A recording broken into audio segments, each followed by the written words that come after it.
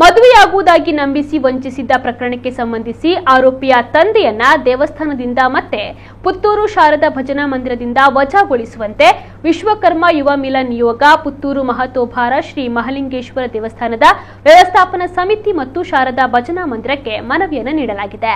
ಪ್ರಕರಣದ ಆರೋಪಿ ಶ್ರೀಕೃಷ್ಣ ಜೇರಾವ್ ಅವರ ತಂದೆ ಪಿಜಿ ಜಗನ್ನಿವಾಸ್ ರಾವ್ ಅವರು ಪುತ್ತೂರು ಮಹಿಳಾ ಪೊಲೀಸ್ ಠಾಣೆಯಲ್ಲಿ ತನ್ನ ಮಗನೊಂದಿಗೆ ಮದುವೆ ಮಾಡಿಸುವುದಾಗಿ ನೀಡಿದ ಒಪ್ಪಿಗೆ ಪತ್ರ ನೀಡಿ ಬಳಿಕ ನನ್ನ ಮಗನ ಆರೋಪ ಸಾಬೀತಾಗಿಲ್ಲ ಎಂದು ಹಿಂದಕ್ಕೆ ಸರಿದು ವಚನಭ್ರಷ್ಟರಾಗಿದ್ದಾರೆ.